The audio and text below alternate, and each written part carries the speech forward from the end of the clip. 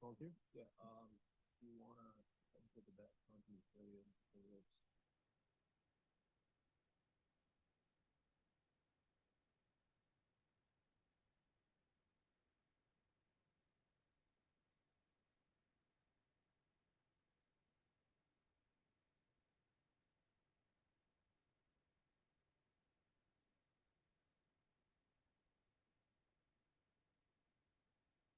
And who's the first presenter?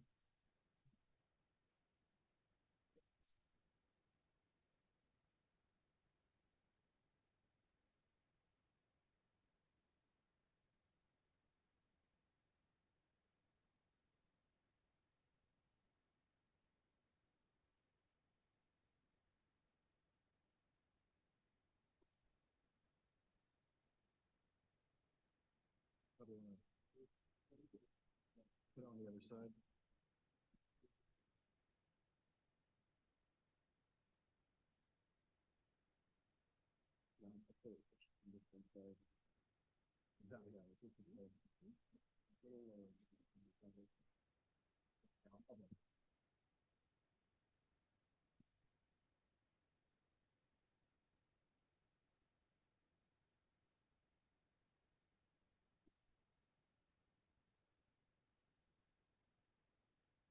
Ready to talk. You take the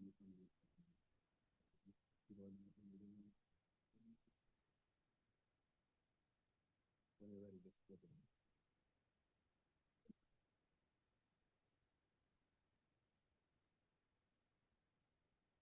So practical time related perfect.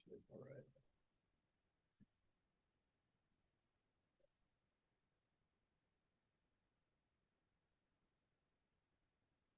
Be ready.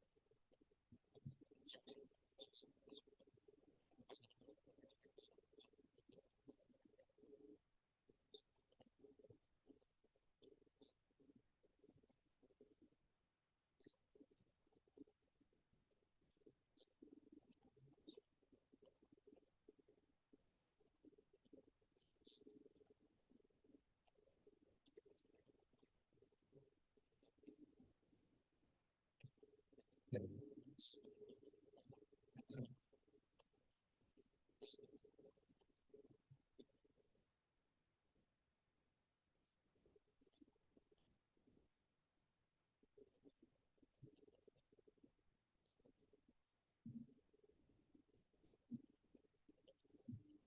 good morning, everyone. If you were looking for the symmetric cryptanalysis session, this is here in the right place. And if you weren't, you're also in the right place. So we have two talks in this session before the coffee break. And the first one is in practical time-related attacks Ghost with secret displaces. I call in command, nothing general, and I advise them, and I is giving the talk. Okay. So, thank you very much for the introduction. I'm going to talk about the practical time related to the attack on Ghost with secret displaces. So, was developed in the USSR as an alternative for the American standard DES. And it was the official standard in the USSR then of the Russian Federation. And Ghost is still widely used in the Russian Federation. So, still analyzing Ghost is an important task today. And so, let's do it.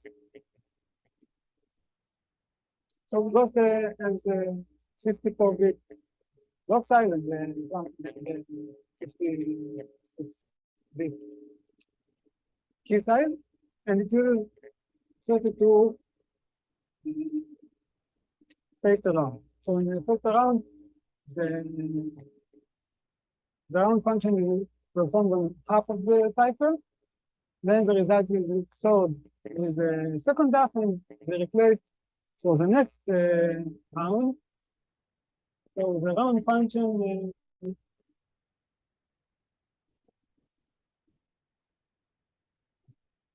of Ghost. So the round function is a very simple function. It contains the three basic components of the cipher. So we start with the secret by a modular addition with the subkey, which derives from the main key. Then a confusion layer by 8 different S boxes, and then the diffusion layer by left rotate by 11.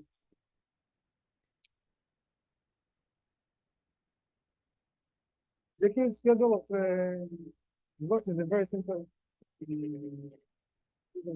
structure. So the main key is divided into 8 32-bit subkeys, and they are used in the original order in the first 24 rounds, and in the last 8 rounds, they are used in the reversal. It's a very simple structure, and this very simple structure is exploited by some attacks, and we also exploit this schedule. The confusion layer uses 8 S boxes, 4-bit S boxes, where S0 is performed on the 4 listening important bits and S7 most important bits. The structure of the S boxes was kept secret, and different S boxes were used in different industrial branches. So, for example, here we see the S boxes of the banking industry, which were exposed by Schneider. Some attacks consider this S boxes and not secret S boxes. So we see. So previous attacks consider some assumption. So some attacks consider specific S boxes like the banking industry S boxes, and other attacks either performed on less than 32 rounds or on small fraction of the keys. Our attack, we first consider the secret SBXs, so we cannot know which SBXs are used, and we performed it on the entire cipher and for all of the keys. So in the first set of attacks, all of them are the type of the differential type attacks, and all of them use a specific SBXs. In the slide attacks, they consider secret SBXs, but the first slide attack is performed on 24 rounds, and the other slide attacks and small fraction of the keys. In addition, the time complexity of our attack is the smallest between all of the time complexity. So,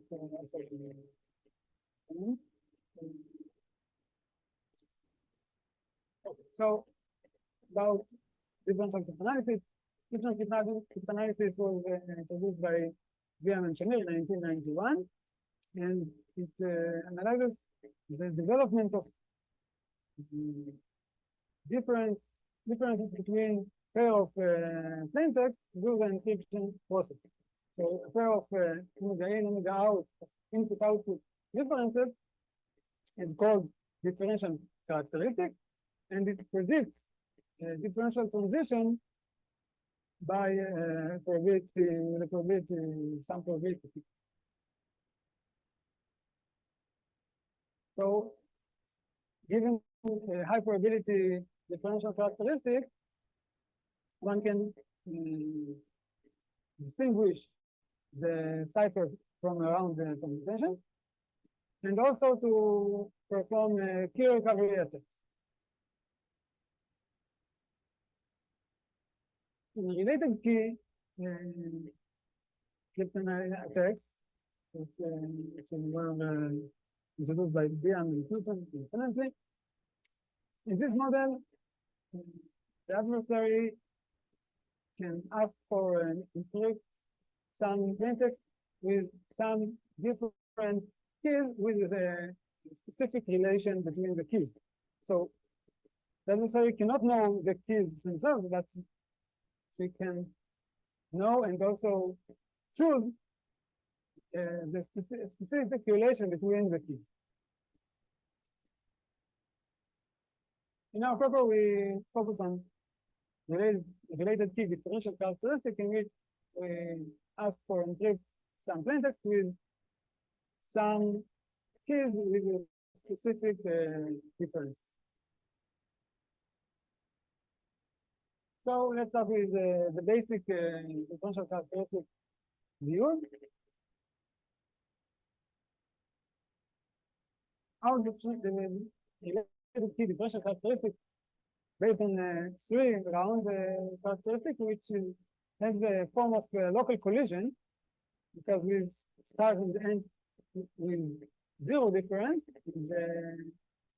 All the differences in between are come from the key differences. So in the subkey Q1, in the first round, we create a state difference by the key difference of the K1. And this difference is cancelled in the second and third rounds by another 2 key differences. So here we assume that we have a transition in the first round that 8 goes to 8 with a probability of quarter, and this is the case in the specific test boxes of the banking industry, and so we use it here for the sake of clarity. So we know that after the first round we have a difference E10, and then it cancels with subkey difference, and also in the last round with the subkey difference, so we get zero difference in exam. Now we have zero difference in K4 until K8, we'll get iterative related key differential characteristic of for 8 rounds with a probability of 2 to minus 5. And we can use it 3 times. We get 24 round characteristic with the probability of 2 to minus 15. Now in the last 8 rounds, the subkeys are used in the reverse order, so we have additional 5 rounds by 3. So we have 29 rounds related to characteristic with a probability of 2 to minus 15. And in the last 3 rounds, we can compute the development of the difference. So we get at the end truncated the difference. So after all, we have related to truncated differential with a probability of 2 to minus 15. And if we took to use our basic characteristic also in the last 8 rounds, but we need to pay for it additional 2 to minus 5. So for our attack, we can use truncated differential.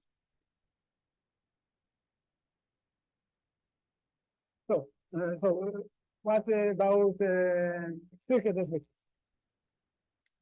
So here we cannot know the difference in the first round after the success, but we can use some different subkey differences in the middle round. So if we consider the differences in the bits 7 until E8, we get so if we have a transition in the first round, 8 goes to sum of E7, E8 to 9 and 10, we can use it as is. But and also if we have the output difference in the first round has some consecutive active bits, we also can use it. We need to pay for it some probability in the middle round. And so after all, we have 5 related keys. So we have the original key and 4 related keys in the middle round. And all the details are in paper. So we have, after all, in the most of the cases, we can assume that the probability of the 32 truncated differential are about 2 to minus 24. So now we can use this differential characteristic to perform S-box recovery attack and also key recovery. So we start with recovery in a secret S-box by 2 assumptions. So we assume that S of 0 is 0. And we assume that we have enough triples of, so VI and VI prime are 2 input value effects of F, and DI is the output difference of this value. Now we look for a pair of 0 in X, and we know, because we know that, because we assume that S of 0 is 0, we have that S of X is the output difference DI. Then we look for another pair of the form XY, and because now we know the S of X, we can know S of y is S of x XOR dj. And so on, we can cover all the full S box if we have enough triples. So how we achieve this triples is from our distinguisher. So because we have our truncated differential, if we guess the first 20 bits of the sub K1, we can compute input values for S4 and for S5. And from the left side, side of the ciphertext, we can compute the difference of the output of S4 and S5. So for our experiment shows that we need about 2 to 8 triples, and we can generate such triples by find 2 to 20 by generating 2 to 24 plain text, and then we can, after such plain text, we can find 2 to 8 right pairs. So our attack three stages, and so 4 stages. The first 3 stages we cover symmetricals with 3 different variants of our basic characteristic. Then we reuse the ciphertext and we cover the rest of first boxes. So we now have all the S boxes, but up to XOR. But we can perform some condition on the around the 31, and then we can recover also the XOR. So also we can know what is S of 0 in all of the S boxes. So after all, we have full recovery, full recover all the S boxes.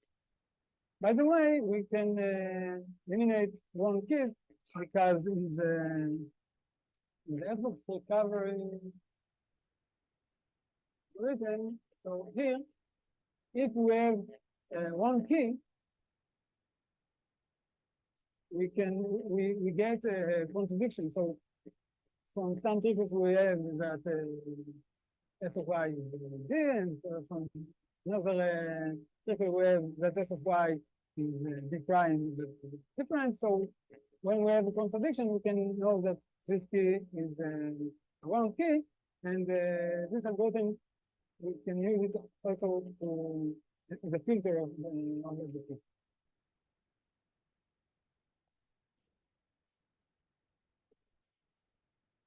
So we recover K1 up to 8 or 16 values.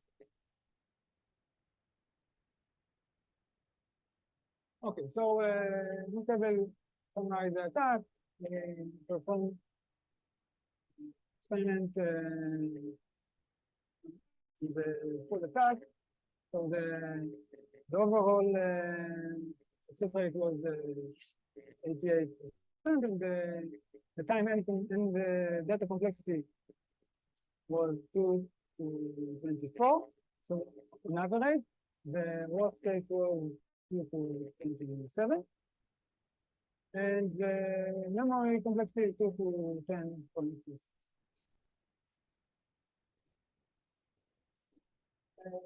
We use 2 to 8 right pairs in each characteristic to cover each S box. It is possible to change the number of triples, the success rate and the data time complexity are changing. Okay. exactly. So we use the 2 to 8 triples.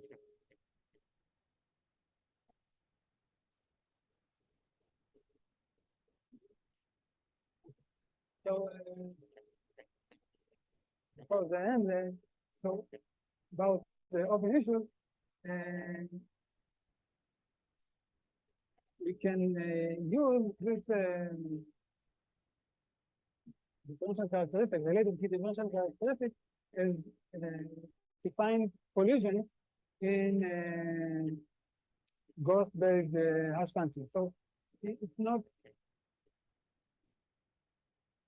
clear. So if we use Davis Mayer construction of hash function, we can use this characteristic, but in the actual ghost hash functions, it is not clear how to use this characteristic to find collision, but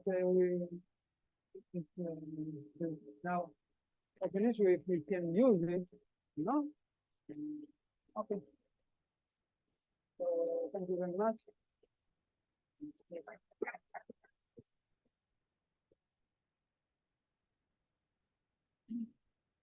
So we have some time for questions, either from the audience or if you're on Zoom, you can type your questions in the chat. So who's first? Okay, John. So this is fun. It's really fun seeing this open back up. This is a nice result. I wanted to ask about the neutral bits. So are you changing bits in the key, or are you introducing neutral bits in the plain text? And how are you structuring those? Because you have to make those not touch your other feature variables, right? Okay, we change bits in the plain text. So we use 4 5 keys, unknown keys. We cannot include them, and we change some bits in the plain text, but not change the first characteristics. After some plain text, we get like. So are you choosing those? So they follow a different, like another differential characteristic that still stays contained so that it doesn't touch any of the S boxes? Okay. Right.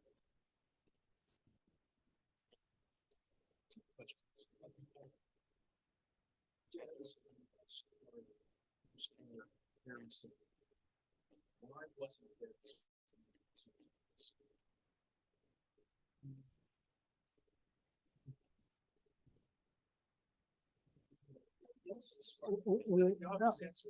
We exploit here the speed schedule.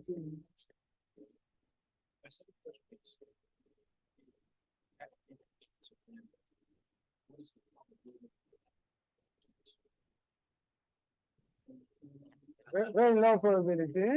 So yeah, this is the problem in related key attacks. So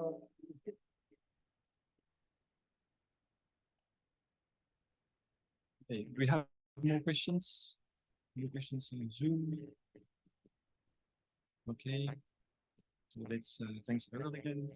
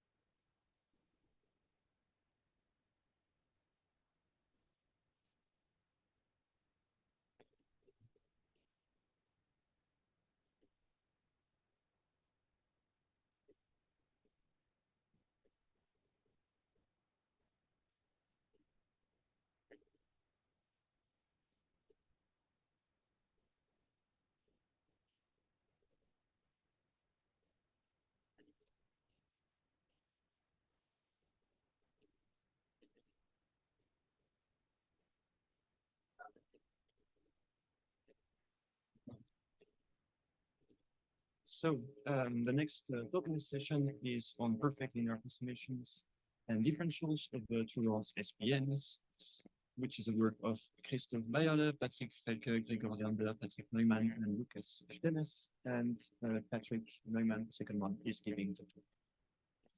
Thank you very much for the introduction.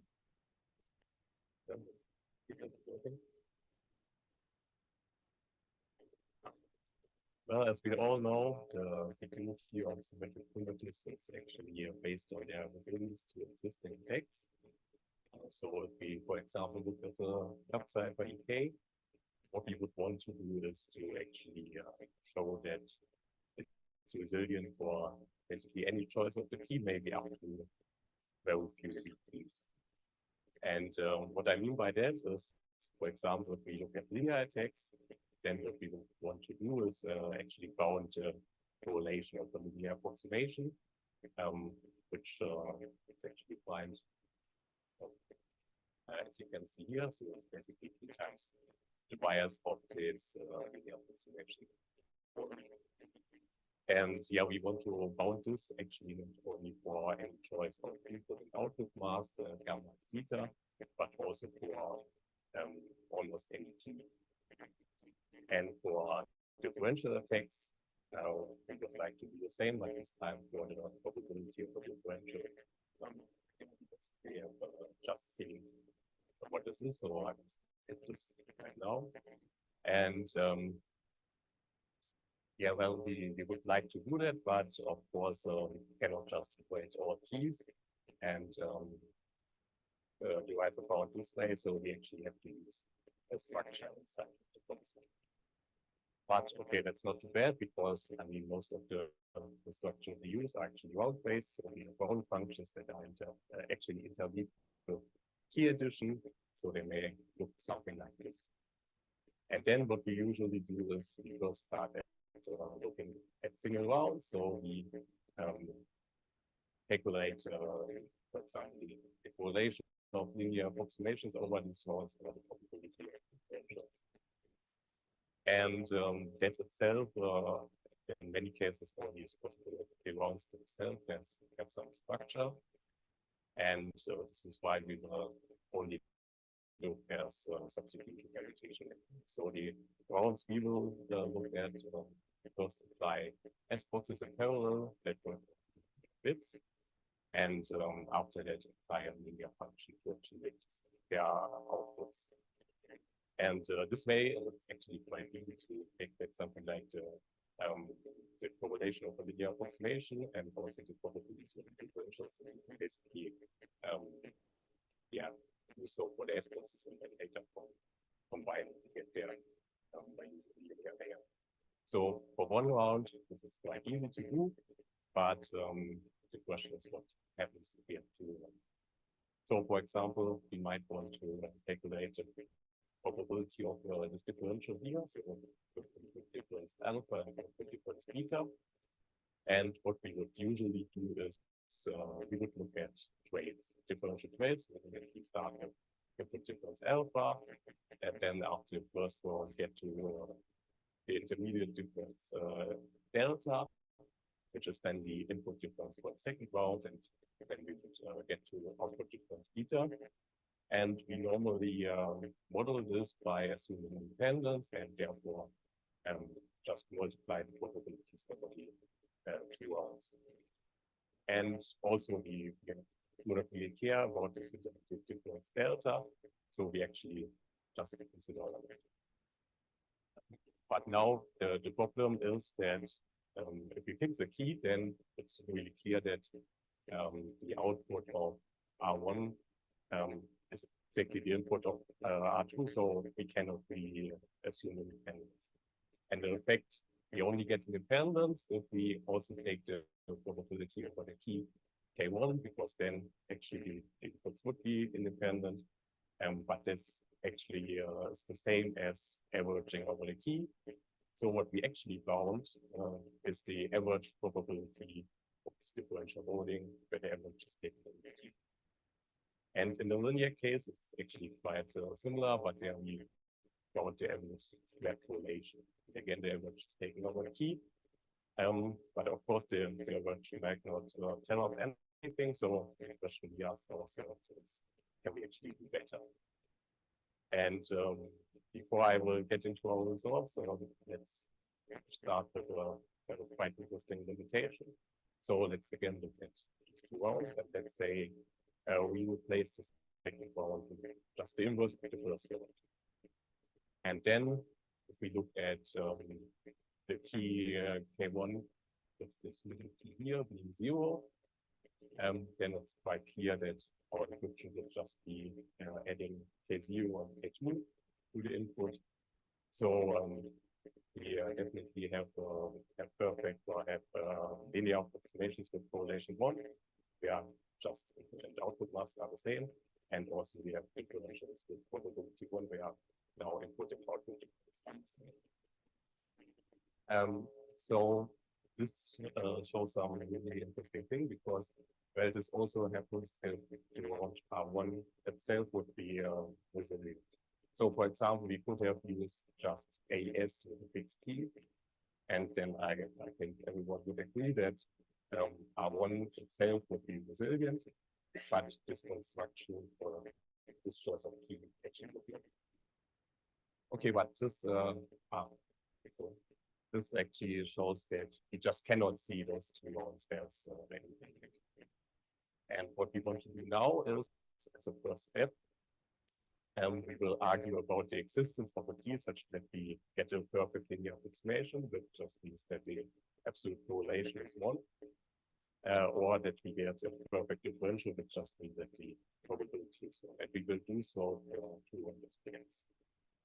Okay, so let's start with the perfect linear approximation. As you can see, this is just the same as the existence of a constant, such that those two numbers are the same up to the addition of this constant. Okay, but this means that we actually fix the key, that it's quite easy to find all perfect linear approximations, because well, we just get for each x linear equation in gamma, zeta, and c. So then it's just a matter of taking enough of these equations and solving the system to get all perfect linear approximations. But of course, again, we would like to talk about the existence of a key such that we get a perfect linear approximation. And now it's obviously feasible to just find a piece. But actually, if we consider the true SPN case, then we can efficiently answer the question is if there's a key such that we get a perfect linear approximation. So let's do this. We want to look at true SPNs, but first, I said earlier that we have key addition at the end, but we can actually just change this with the linear layer, because then we would essentially look at linear transform keys. But since we are only interested in the existence, this is already enough to look at. And so if we then look at 2 rounds, it's actually enough to look at this construction here, because well, any initial key addition would only affect the sign of the correlation, therefore the constant. And the same holds true for any final key addition. So we only need to look at this key addition here.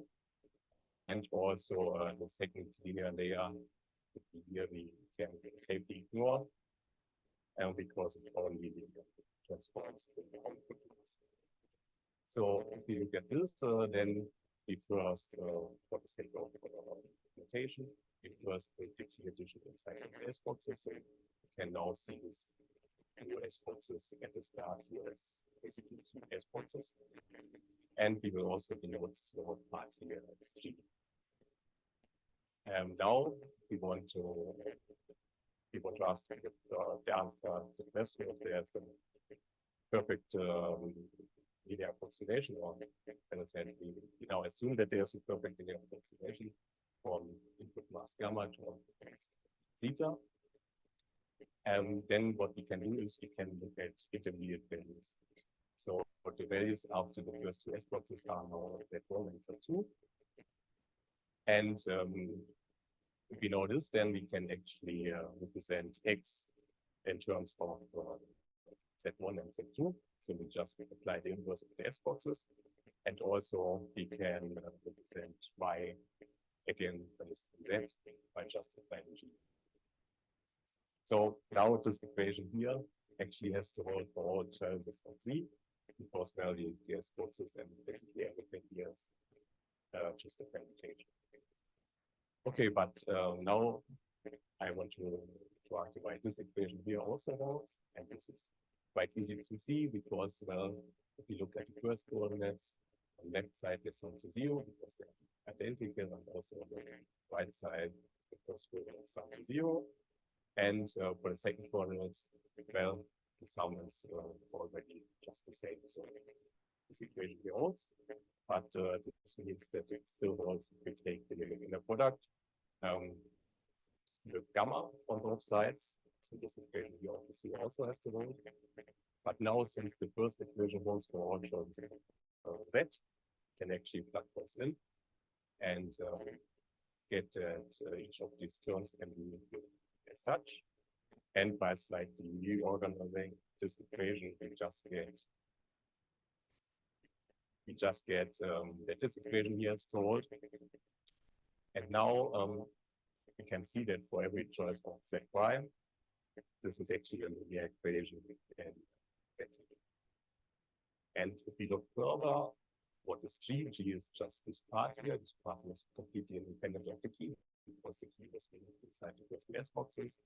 So yeah, we got linear equations that are actually independent of the key. And again, if we take enough of them and solve them, we get all possible perfect linear solutions. And if we do so, we first find that for many of the ciphers we look at, there actually cannot be any perfect linear approximation because, well, the only solutions for the system equations here so is basically the trivial solution.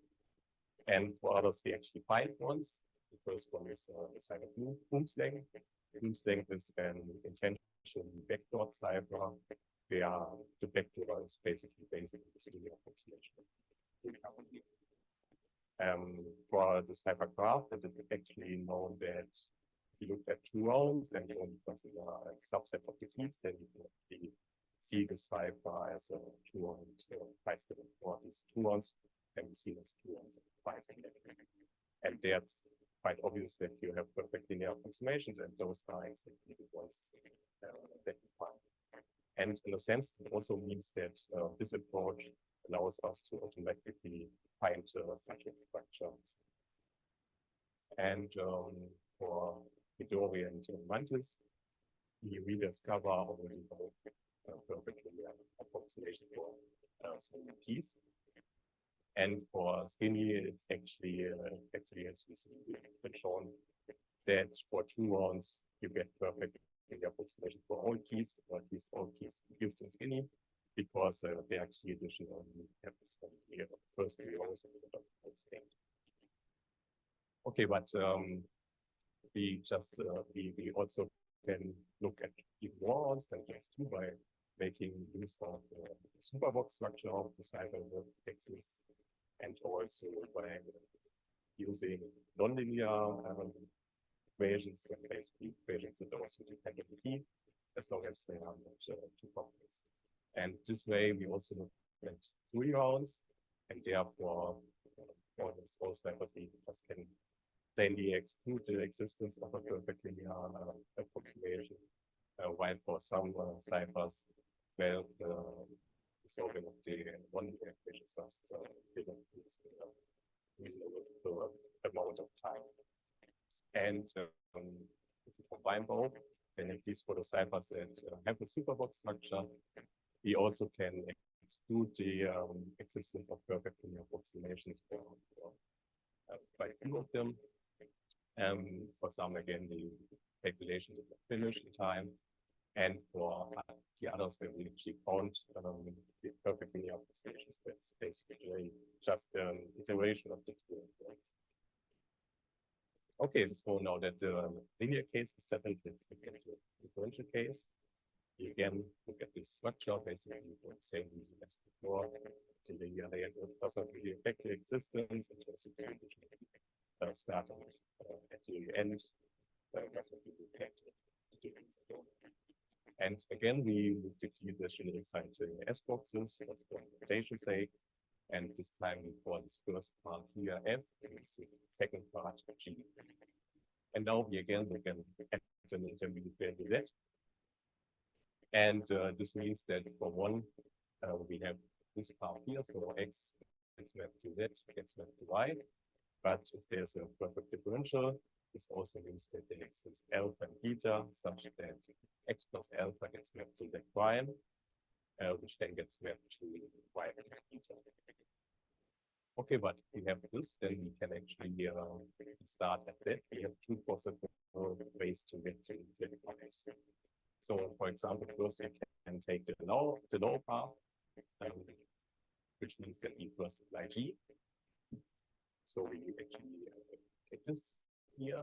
Then we are now at Y, so we have to beta. And now to get to Z prime, we just apply the inverse.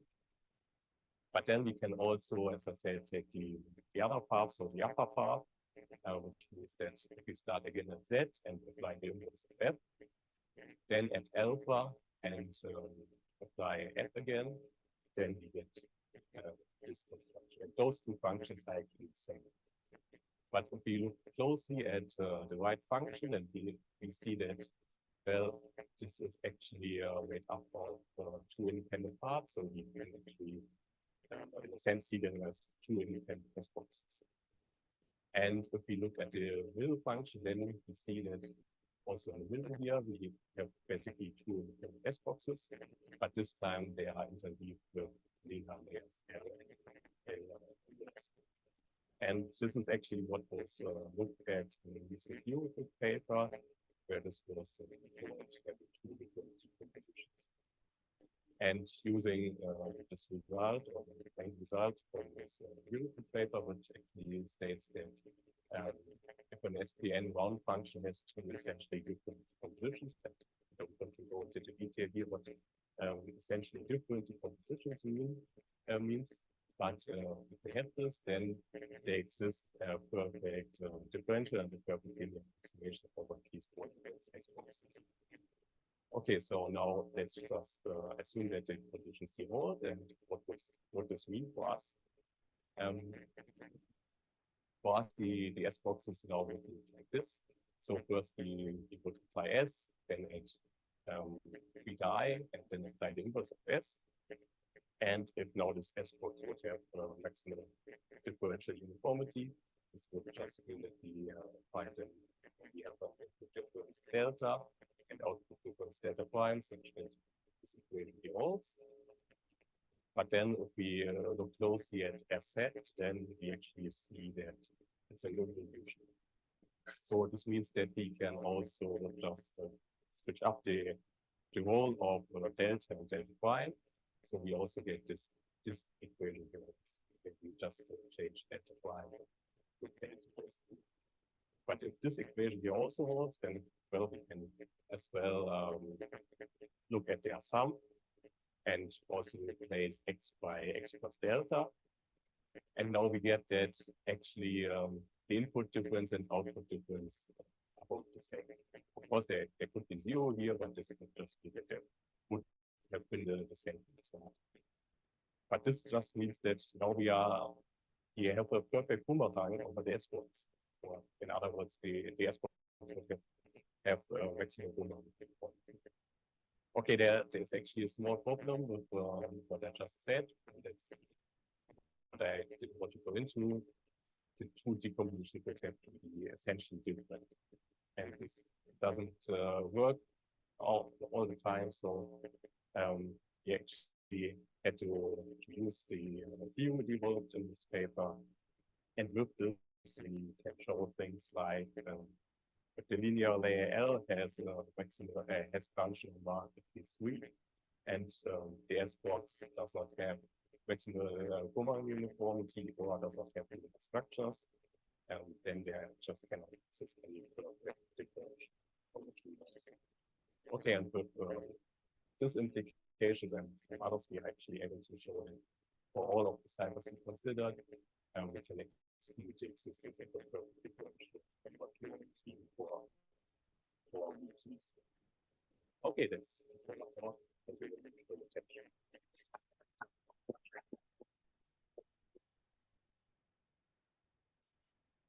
We have 4 minutes questions. So, do you have any questions?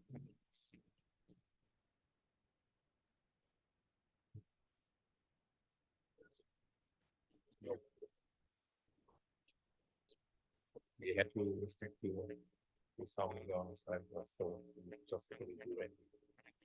But yeah, we can try test it. Another question?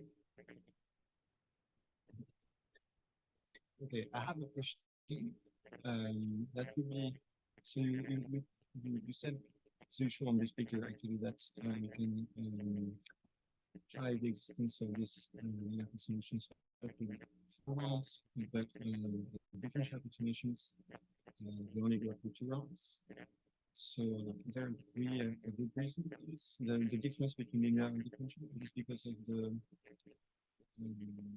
having different ways to rewrite the set now? Yeah, that's well, I guess you could use if there's a superbox structure, then I guess you could actually do 3 rounds in the virtual setting. But as soon as you have key dependencies, then no all you can actually install it just for keys. So the superbox is then basically a key test box if you want, right? And well, for 4 rounds, you would actually, if you want to use the same approach, you would actually have to basically iterate the keys. Keys somewhat argue that you don't have necessarily point or just the key. Okay, so for AS, for example, do you think 3 rounds would be good? That would be something. Okay, thank you. If we have no more questions, let's thank Patrick again.